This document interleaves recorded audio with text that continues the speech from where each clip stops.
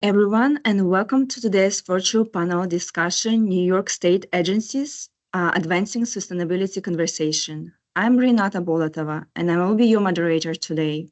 I'm honored to represent New York State Insurance Fund, where I support our sustainable investing program. Today, we continue the conversation we started back in 2022, reflecting on our progress and exploring the next steps towards achieving New York State net zero goals. These goals are more than just targets. They represent our collective commitment to a cleaner, more sustainable, and resilient future.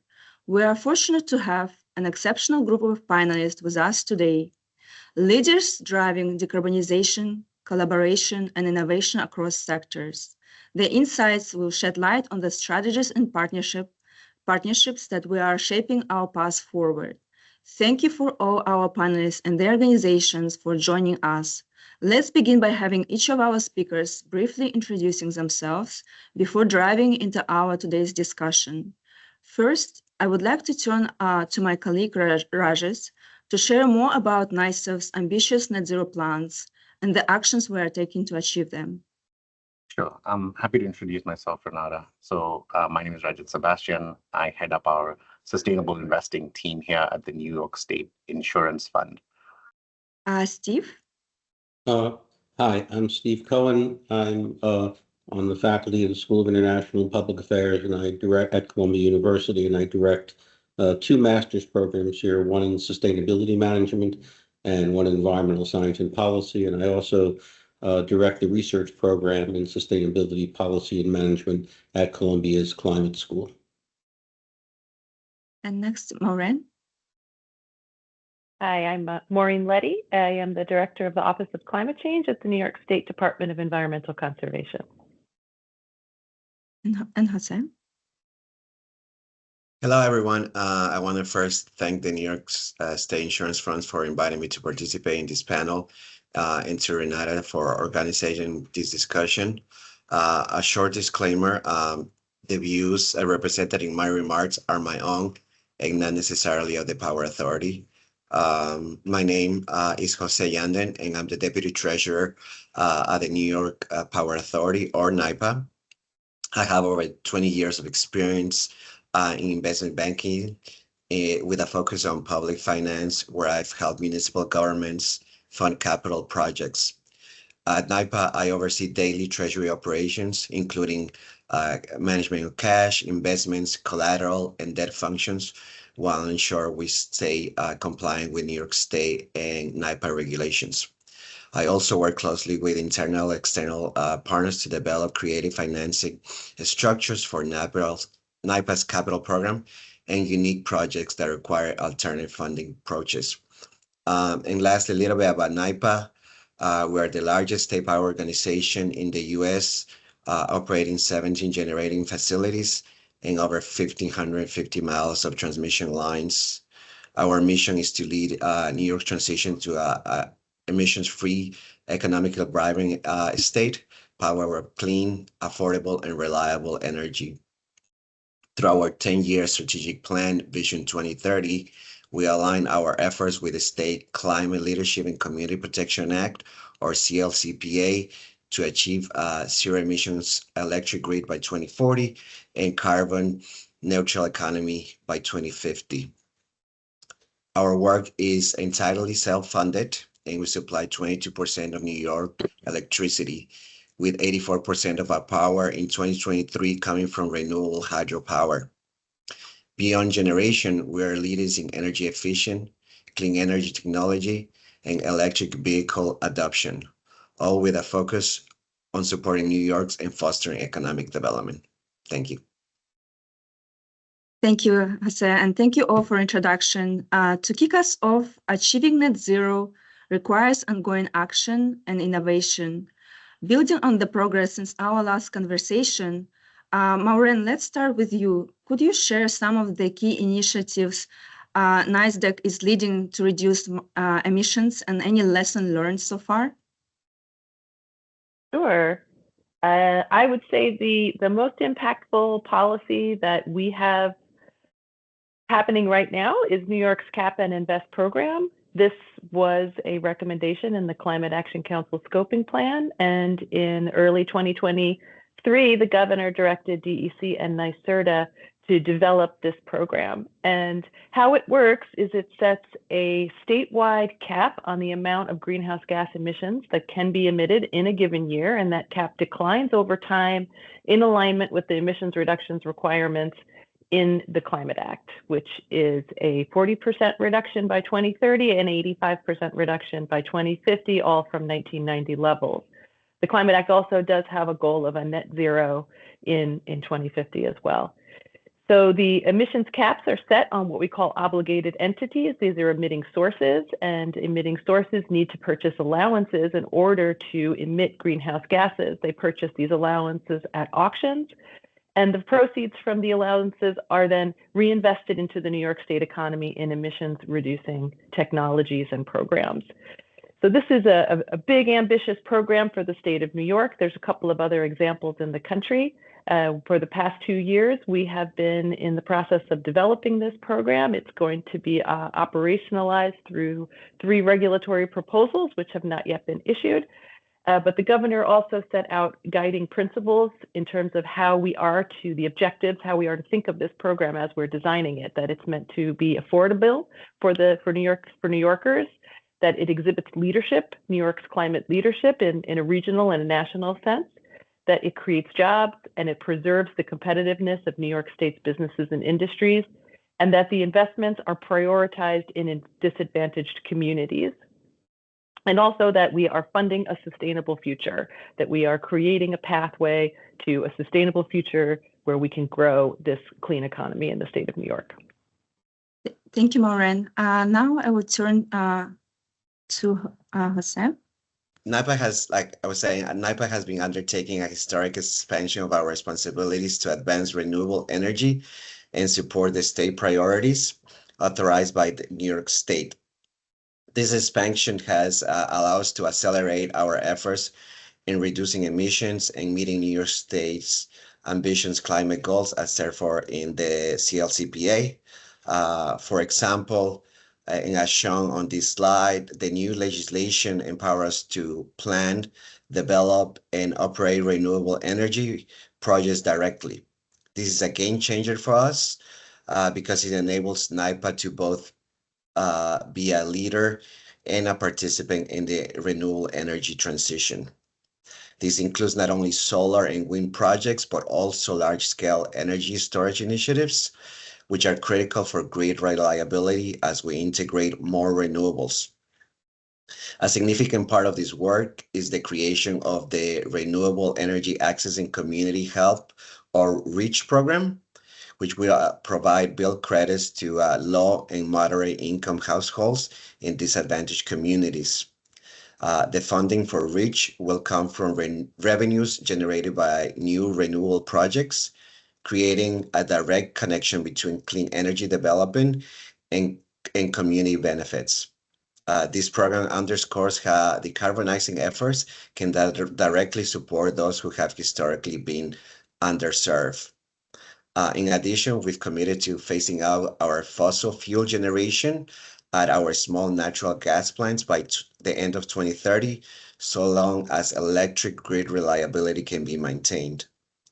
This is a bold step, but we believe it's necessary to meet New York's climate goals and to demonstrate leadership in energy transition. Beyond the projects themselves, we're also focusing on workforce development. Our expanding authority allows us, as determined to be feasible and advisable by our board, to invest up to $25 million annually in workforce training. This is vital because it prepares New Yorkers for the renewable energy jobs of the future, ensuring that economic opportunities from these transitions are widely distributed. And finally, one of the key lessons we learned through these initiatives is the importance of collaboration, whether it's with other state agencies, local governments, private developers, or community organizations. Partnerships are essential to achieving our goals. We've also seen how important it is to engage communities early and often by listening to their needs and concerns, we can ensure that our projects not only reduce emissions, but also deliver tangible benefits for those most affected by climate change and energy inequities. Thank you, Hassa. That's exciting to hear those wonderful initiatives, and that could be a game changer for New York State net zero goals. And look forward to seeing how this framework evolve. Now I would turn to Steve. Thank you, Renata. So I'm not working in a state agency. I work as an educator. And so part of what I've been working on over the last couple of decades is, in fact, trying to educate a generation of professionals to do the kinds of work that all of you are doing. And in fact, I've now graduated about 2,500 people from the 2 master's programs I direct at Columbia. And my most recent book is called Environmentally Sustainable Growth, a Pragmatic Approach, which really talks about how we need the federal government, the state government, the city government, and the private sector engaged collaboratively in this effort to decarbonize. And to be realistic, this is a generation-long process. And part of what I talk about in my book is that this process has already begun, as you can see by the things that the state agencies are doing. And one of the things I guess I would say is that economic transitions tend to be relatively invisible to the people who are undergoing them. And so this transition to a renewable energy economy has begun, started with a lot of effort on energy efficiency, is now gradually moving into renewable energy. And the analogy I would give you is New York City itself and how it transitioned from a manufacturing city to a city of services. Over 85% of New York City's GDP is in the service economy. In 1950, 95% of the clothing worn in America was made in New York City. Last year, it was less than 1%. And we had 500,000 garment workers. During the 60s and 70s, everybody thought the city was going to disappear because of the end of manufacturing. And in fact, what's happened is the complete opposite. We're wealthier now than we've ever been. And part of that has been, instead of having 500,000 garment workers, we have 150,000 people in the fashion industry designing and marketing fashion and actually generating more wealth in New York City than the garment district did in the 1940s and 50s. So the point is this transition is underway.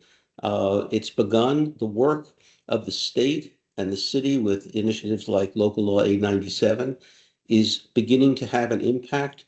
In some respects, we won't really understand its full impact until it's well underway, which I see happening sometime in the 2030s. We will have some setbacks, particularly with the movement of the national government away from an effort to try to accelerate the process. But the resources in the Inflation Reduction Act are not going to go away, and the Infrastructure Act will not go away, and New York State and other states will benefit from it. So I'm optimistic about this, and I'm optimistic basically because of the work that will continue to go on in New York State. Thank you, Steve. That's a really great point. Rajith, and you? So perhaps some context on the New York State Insurance Fund. We're the largest workers' compensation fund in New York State.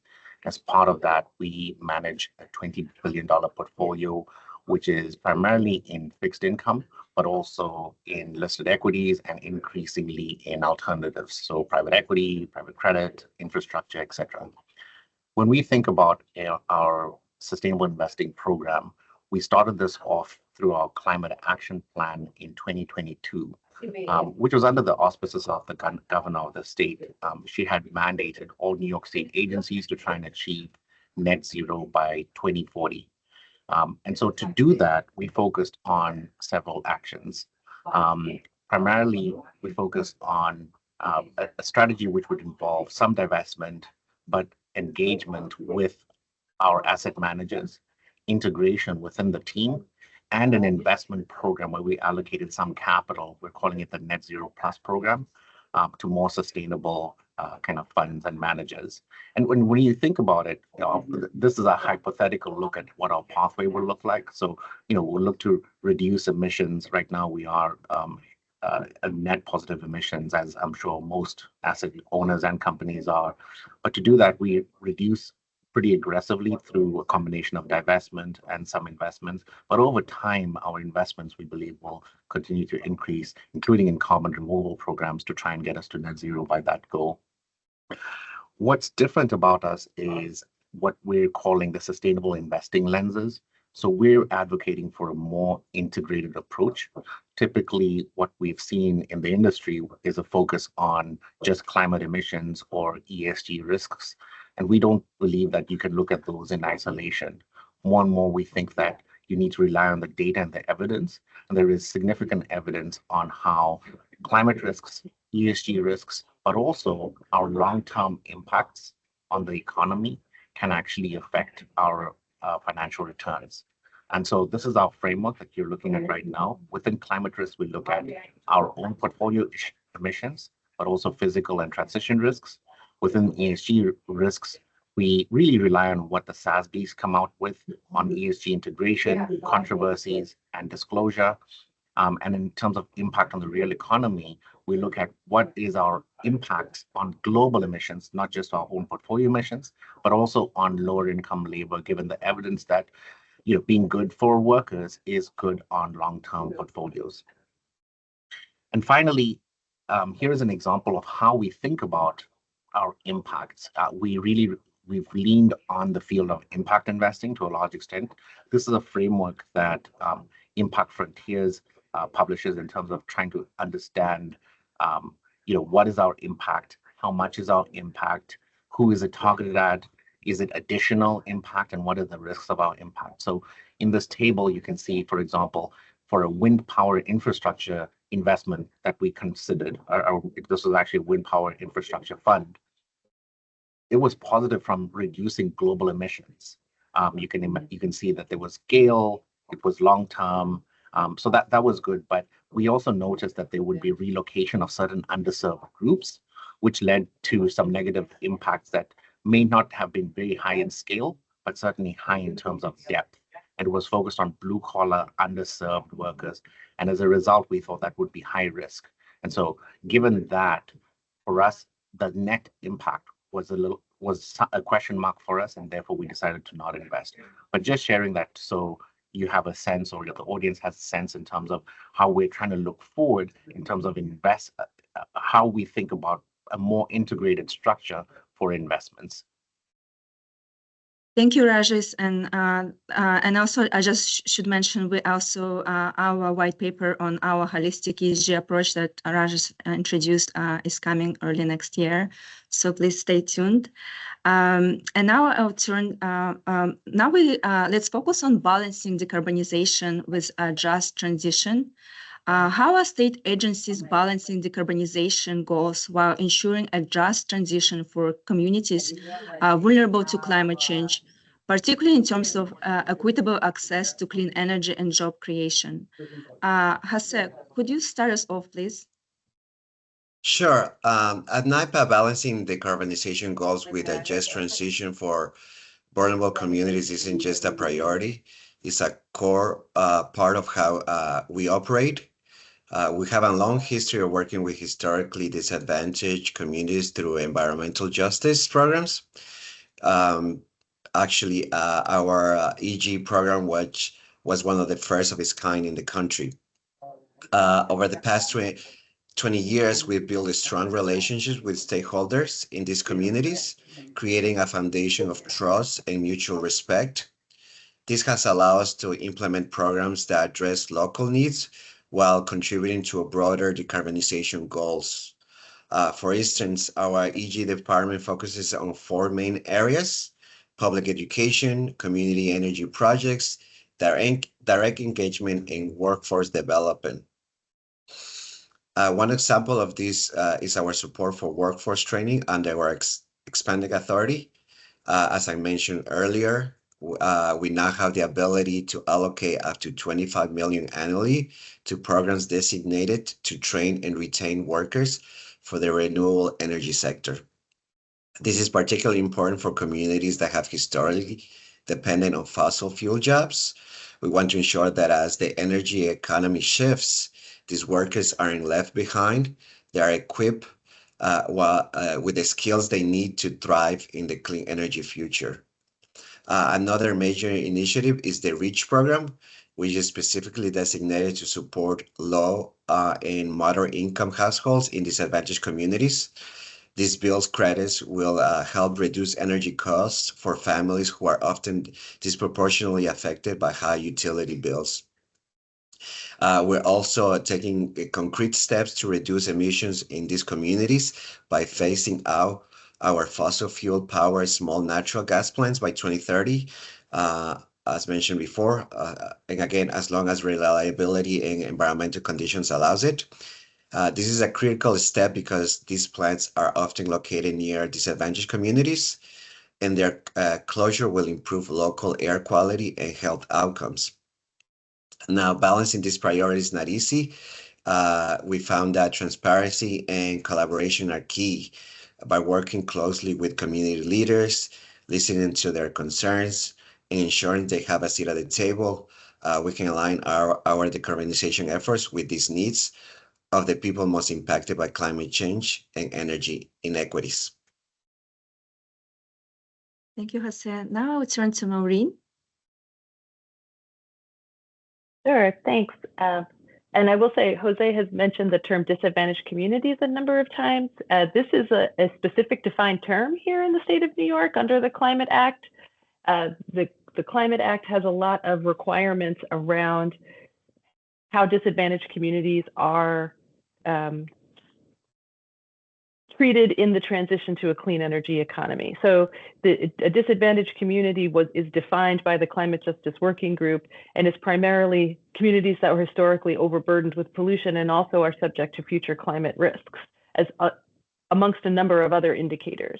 The law requires that we prioritize reductions of emissions, both greenhouse gas emissions and co-pollutant emissions in these communities, and that we prioritize the direction of investment of benefits of the funds that we invest as a state. You know, should 35% is a minimum threshold with a goal of 40% of the investments occurring in these communities. So it's really important that when programs are being designed by NYPA and other agencies, that we are cognizant of meeting and exceeding the requirements of investments towards disadvantaged communities.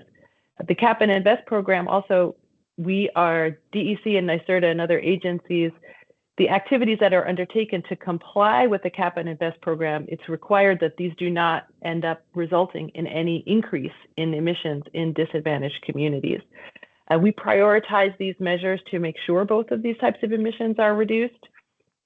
And the analytical work done to support the program demonstrates that Cap and Invest program will drive a greater reduction in emissions, both co-pollutant emissions, things like particulate matter and nitrogen oxides, as well as greenhouse gas emissions in these disadvantaged communities relative to other areas in the state. And that will result in greater health outcomes for these communities. And, you know, higher per capita health benefits across the board. Most of these benefits are projected to come from reductions in emissions from buildings, from combustion of fuels in buildings, as well as from the transportation sector. So everything we do is focused on ensuring that, and our investments too, the lens we go when we think about the revenues that will come from this program, there's always a prioritization of programs that benefit disadvantaged communities. Thank you so much, Maureen. This is really great to hear the focus you have on disadvantaged communities. And now I will turn to Rajith. Oh, thanks, Renata. I mean, building on what both Jose and Maureen have said, in terms of the focus on underserved communities and disadvantaged communities, we thought long and hard about how do we as an asset owner try and have that influence. And so for us, as I mentioned in the segment where I share the presentation, it comes down to us in where it aligns with our mission. As a workers' compensation fund, the impact on workers, particularly lower income workers, is central to us. Lower income workers will be a big part of the transition, both from helping on the transition, but also being impacted on the transition, you know, potentially from a positive job creation perspective, but also from a negative perspective. And so when it comes to our framework, we have looked at the evidence that supports a strong correlation between good jobs, worker safety, and productivity, which drives long-term financial results. There's a lot of evidence on this, including meta-studies around how employee satisfaction drives stock performance, strong labor standards and job quality tends to outperform their peers in profitability and shareholder value. And also conversely, how poor labor practices increase operational costs through higher turnover, recruitment expenses, and potential legal liabilities. And so how this materializes for us is using our framework when we're evaluating, say, a fund that we're going to invest in that might be great at doing something from a transition perspective, let's say investing in state-of-the-art data platforms that improve the transition, but are, for example, offshoring a whole bunch of workers to countries outside of the US and still have a negative net impact on these workers from a job creation perspective, but also from a treatment on the job perspective. That's where we look long and hard at these managers and try and influence them to treat their workers in their underlying portfolios a little bit better and focus more on job creation as opposed to job losses. So that's how at NYSIF, we're trying to implement some of these more practically through how we actually invest. Thank you, Rajith. And lastly, let me turn to Steve. Yeah, thank you. So I think one of the issues that we need to think about when we are talking about decarbonization is that, and the approach in New York City has been to decarbonize buildings because so much of our energy use is in the built environment. Unlike other parts of the country where transportation is the biggest use of energy, here in New York City, it's the built environment. And of course, we have a severe housing crisis in New York. The city council and the mayor just passed this City of Yes to try to add to the housing stock. But one of the important issues is that housing affordability is causing homelessness and is causing many residents of New York City to be underhoused. And the transition to renewable energy is going to cost buildings money. And so one of the issues that we have to deal with is to figure out some way to subsidize the housing costs and the cost of the transition to renewable energy for working and poor people who are already having difficulty affording housing in New York City. And so that's one of the issues that I think, in addition to all of the other equity issues we're talking about, we need to focus on making sure that we don't have an inadvertent side impact which causes housing to be even more expensive in this already expensive New York. Thank you, Steve. You raised an important challenge, addressing an intended impact of rising decarbonization costs on housing, and balancing progress with affordability remains a critical conversation that we'll continue to have. Thank you for that. Now let's discuss how financing play a role in advancing New York State net zero goals. Financing sustainability is much more about innovation as it is about execution. New York State has made a significant investments in renewable energy and grid modernization to advance our collective net zero goals. Steve, let me stay with you here. What are some of the most impactful renewable energy projects underway, and how do they contribute to the state's net zero targets? Well, I mean, I think the effort to build large-scale wind turbines is one method, although that's having problems because of supply chain issues. We're going to see additional issues with that. But I do think that the targets that the state has pushed and the efforts of the Public Service Commission to try to work with utilities on modernization to make sure that their rate structures enable them to do more modernization efforts are beginning to have an impact and will continue to have an impact. And I think the other thing to consider is that the cost of fossil fuels is not going to go down over the next 20 years, and the cost of renewable energy is going to go down because the sun is free, and the cost of absorbing the sun and storing it is getting cheaper and cheaper. So what we need, of course, is additional technological development. We're seeing that.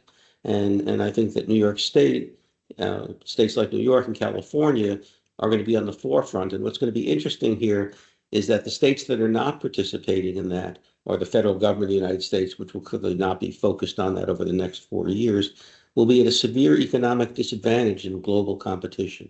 So I do believe that the city of New York, the state of New York, are well positioned for the lower price renewable energy that is starting and will continue. Thank you, Steve. Now I would like to turn to Maureen. Sure. I'd like to get back to Steve's earlier point around the investments that are needed in buildings and transportation in order really to get us to our net zero goals. The electricity sector, of course, is fundamental and key because beneficial electrification is the foundation for all of these emissions reductions. But the state has done a lot in terms of investing in the renewable energy transition and clean energy. We know there's a lot more that needs to be done in terms of buildings. And the Cap and Invest program is a great source for the revenues in order to fund, those investments in weatherization and building upgrades that are necessary and transition to cleaner heating and cooling in buildings. We've talked a lot about the Cap and Invest program, but in terms of scale, we put a couple of scenarios out there at different price levels on how the program would function. And we're modeling like total proceeds by 2030 between 6 and 12 billion a year from the Cap and Invest program. So it's significant funds that are needed for these very purposes. Earlier this year, there was legislative action to decide very broadly how those funds would be spent, with a full third going to affordability, so going back to New Yorkers to help ease the cost of these upgrades that are necessary. There'll be some public funding, but there'll also be private investment that needs to be done.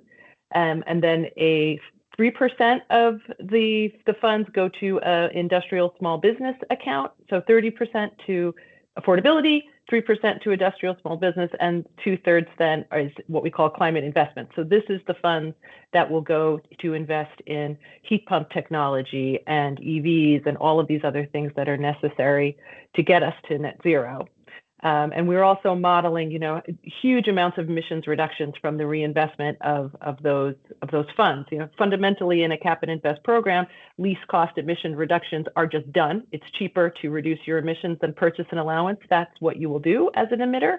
And then where it is more expensive, you purchase allowances as you transition, and those are the funds, right, that we have at our disposal to invest in the New York State economy. So we're thinking around $4 to $8 billion a year to go into those types of investments. And, we're thinking like 1 million incremental heat pump homes by 2035, reducing emissions, health benefits, improvements in air quality, and also with this focus, on affordability, ensuring that this whole transition is affordable. There was a study that was done called the affordability study that looked at that 30% of funds and what's the best, most efficient way to deliver that to New Yorkers, with a focus on driving more of those funds towards lower moderate income New Yorkers. That's all available for folks to take a look at. It's all up on the website. Thank you, Maureen. It's obvious that the DEC does a lot to really advance our collective goal, but also make sure that communities also have access to some of those benefits. Now I will turn to financing sustainability also requires innovation tools, and green bonds have emerged really as a key strategy. And Jose, I know you are leading some critical efforts that at NYPA. Could you walk us through green bond framework and how it aligns with New York State net zero targets? Sure. So green bonds are an important tool in NYPA's sustainability strategy.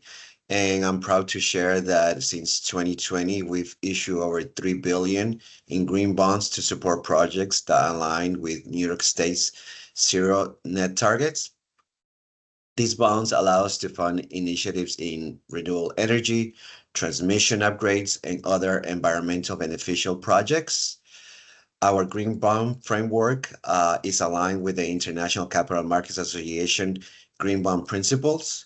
which provide clear guidelines on how proceeds should be used to manage. Under this framework, we ensure that every project financed with green bonds meets environmental criteria and contributes directly to New York climate goals. For example, the proceeds of bonds have been used to modernize hydroelectric facilities, enhance energy efficient programs, and invest in grid infrastructure that supports renewable energy integration. These projects don't just reduce emissions, they also create jobs, improve grid reliability, and make clean energy more accessible to New Yorkers. A key part of our framework is transparency. We adhere to 4 core components: the use of proceeds, the process for project evaluation and selection, the management of proceeds, and reporting. To enhance credibility, we engage Sustainalytics, a globally recognized ESG rating provider, to review and validate our framework. This ensures that our investors can trust that their funds are being used responsibly.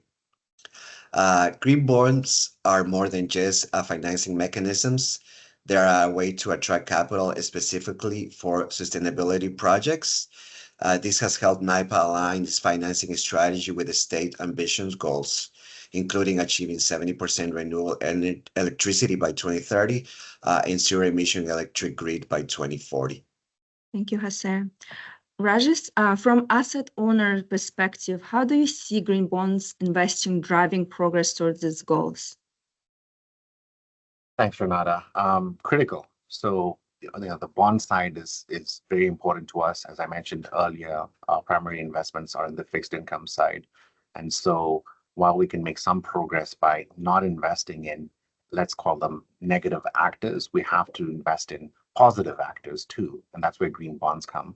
So right now we have a portfolio of approximately $300 million in actively invested in green bonds. But we've struggled to kind of think through what our framework should be in this space, mainly because there are some issues with investing in green bonds, particularly over the last 4 or 5 years.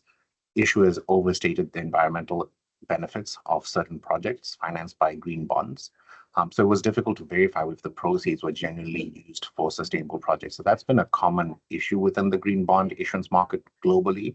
In addition, the lack of standardization. So, no universal definition in terms of what qualifies as a green bond because of the variability in some of the frameworks like ICMA's Green Bond Principles or the Climate Bonds Initiative or other frameworks. That's also led to some inconsistencies. I would say that those issues are becoming less and less in 2024. And, I guess initiatives like what Jose is doing, working with impact verifiers like Sustainalytics should be commended. One issue that came across our desks recently from a green bond perspective led us to really think about the costs of green bonds. So for a similar investment grade bond, the cost for a green bond was close to 50% higher in terms of fees. And we passed on that because, we have to think about it also from a fiduciary perspective. So over time, we're hoping that the fees can become more competitive. Oftentimes they are, but that is another function that we need to consider when looking at a green bond. We need to think about the impacts it can have and weigh that against the fees that we're paying. And in some instances, we will take a concession on, I guess, return or higher fees to get the impacts, but it needs to be reasonable. Thank you, Rajith. Next, let's explore the role of private sector. How are state agencies work with the private sector to unlock more significant impact, particularly in hard to decarbonize sectors? Rajith, I'll start with you first here. Sure. For us, the private sector is really the private sector managers, investors that we work with to allocate our capitals to various projects. And so there we see the ability to scale and creative thinking coming from these managers. Creative public-private partnerships like joint ventures or co-funded research initiatives could drive innovation, including in carbon-intensive industries such as cement, steel, aviation. We're interested in the blended finance approach typically used in emerging markets where there is concessional capital from development banks or foundations to crowd in private sector initiatives. And for areas where there does need to be a stimulus like carbon capture and storage or green hydrogen to lower the barriers for private investments, we think that blended finance in the US could be an interesting strategy to look into. Debt is another area where we see a lot of private sector involvement, unlocking the debt opportunities. Typically, the sustainable investing space has focused more on equity, but there is an opportunity to see how can we work with debt providers to influence where capital is going. And then artificial intelligence, we know will revolutionize, potentially in a negative way, the use of energy in this country and the need for energy in this country. How do we work with software companies and hardware companies to think through better uses of their energy and better sources of the energy that will drive the seemingly necessary revolution in our capital system? And while we do all of this, so again, there are a lot of positives with the private sector. However, we've noticed over time what we think is a principal agent issue. So we might have a long-term horizon. We typically have an 8 to 10-year investment horizon per investment. But our agents or our managers are incentivized oftentimes by 1-year salaries or 1-year bonuses. So sometimes that can lead to misaligned incentives between both us, the principal, and our agents, which can hinder progress or make progress move in the direction that we don't want to. So that's something that we look to influence directly with the managers, and we try and educate them in terms of our goals, our horizon, and the sustainable lenses approach that I mentioned earlier, a more comprehensive or holistic view of looking at investments as opposed to just looking at 1 or 2 data points. Thank you, Rajith. Now I'll turn to Maureen. Yeah, sure.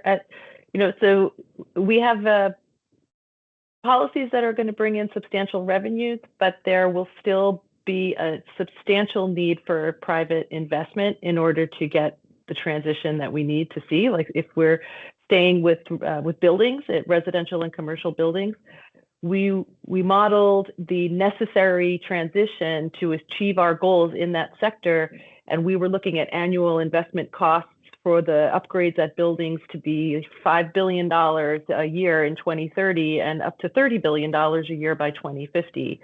So this is incremental costs of building electrification and shell improvements made in each year. So substantial amounts of money that need to be invested. Well, noting that it will bring expanding jobs, more jobs in energy efficiency and clean energy jobs. And this investment, while large, is still like a fraction of building related expenditures in New York, which there are around $60 billion in building investments annually and $30 billion in energy costs across the residential and commercial building sectors. So significant opportunity there to redirect existing spending towards more sustainable clean energy options.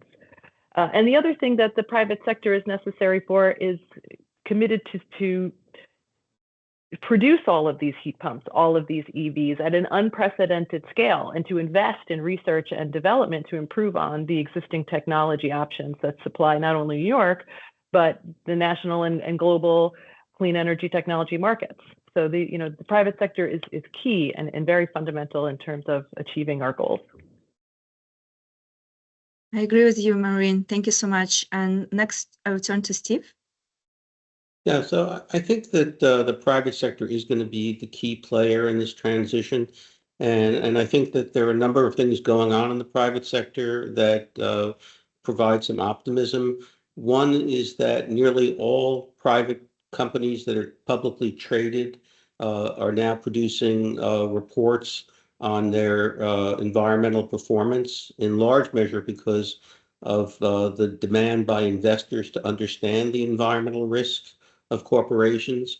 There's also regulations that have come out of the European Union and the state of California requiring particularly carbon disclosure, but other disclosures as well. In the United States, we had a proposal from the Securities and Exchange Commission to do the same, which is likely going to be deferred for a few years, perhaps to come back once American corporations realize that all their reporting requirements are going to be set by the Europeans and the Californians, and they'll have no influence over those. So in any case, we're seeing a cultural change in private organizations to pay much more attention to sustainability metrics and the impact of the corporation on the environment and the environment's impact on them, particularly the risk of extreme weather events and so on. So the point I would make here is that there is a greater receptivity in corporations to transitioning to renewable energy, and part of that is for this performance issue.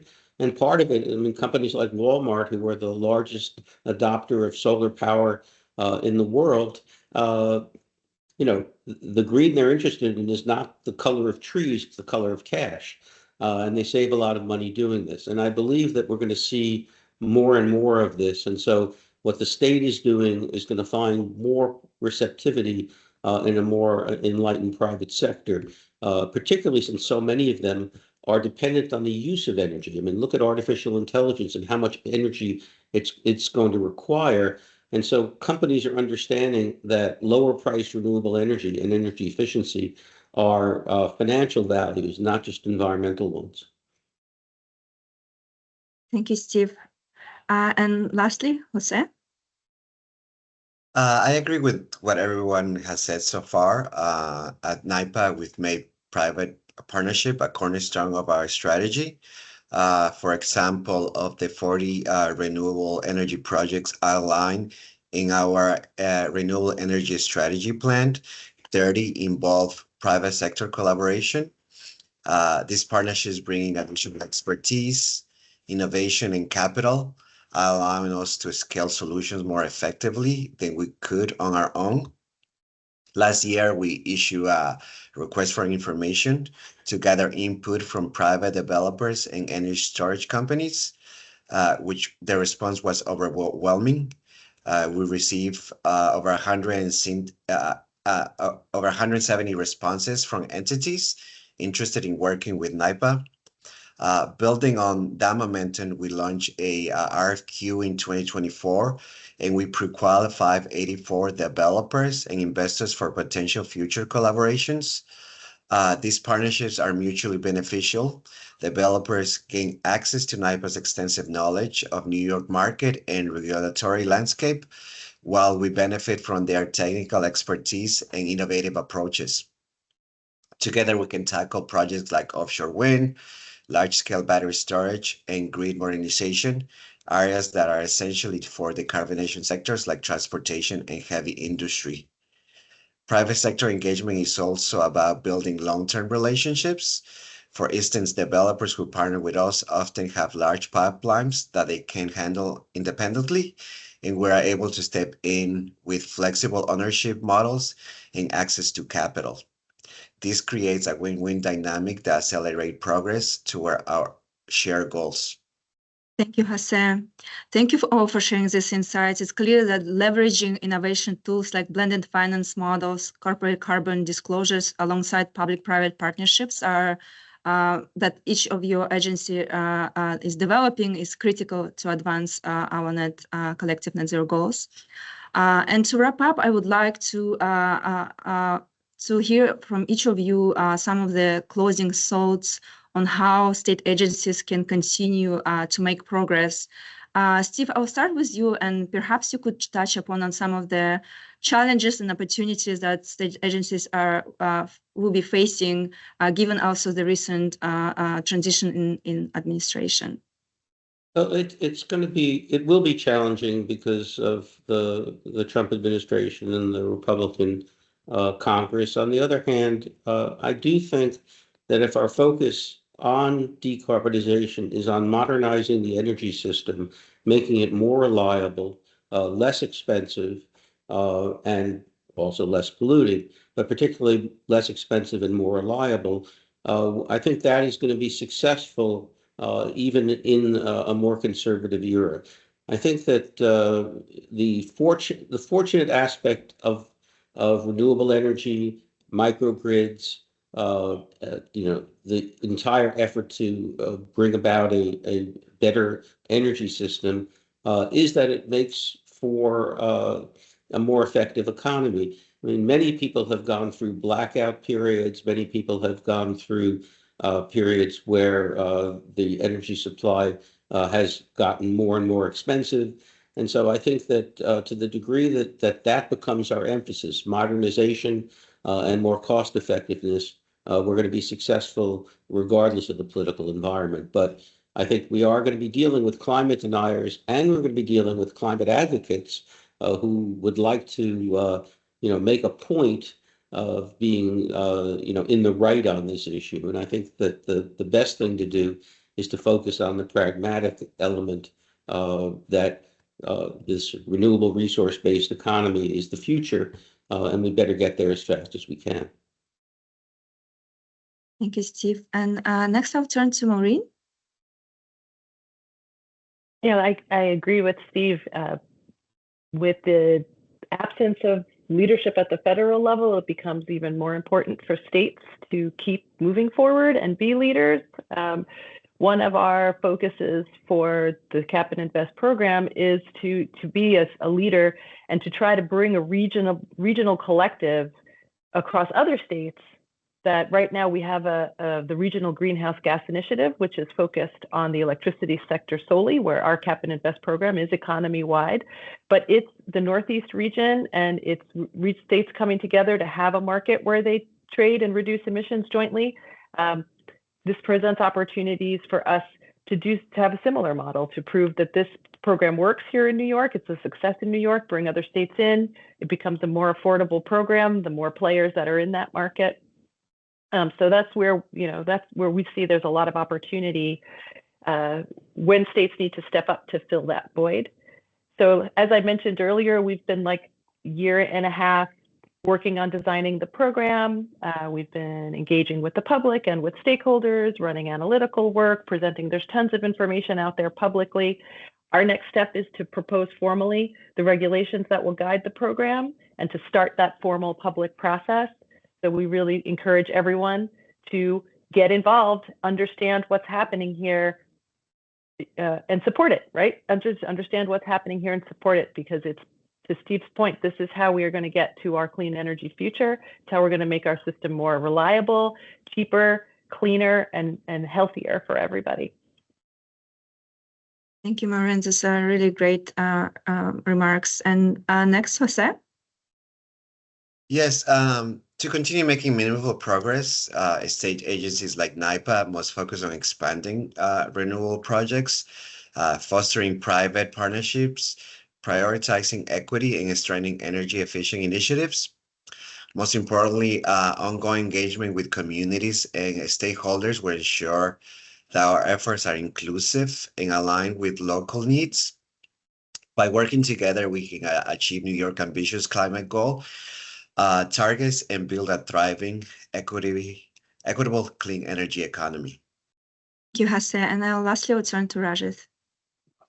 Yeah, just I guess in terms of final thoughts, agree with everything that Steve, Maureen, and Jose have mentioned. It's just so great to have an academic, the New York Power Authority, the Department of Environmental Conservation, and the Office of Climate Change here with us, partnering with us. And I think as a closing remark, as we go into an uncertain environment, the need for partnerships between all of us here and others, and even unconventional partnerships is important. I mean, we talked about the private sector a little bit.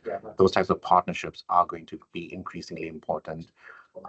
Our approach in terms of looking at a more holistic view, where we're incorporating evidence on both climate risk, ESG risk, but also importantly, the end impacts on the real economy. We think that's something that we want to continue to explore, and we would encourage other asset owners and asset managers to also explore. Again, this comes down to the evidence that we want to ensure that from an investment perspective, this money is going to end up in the right outcomes, both to climate and to our society. So thank you. Thank you, Rajith.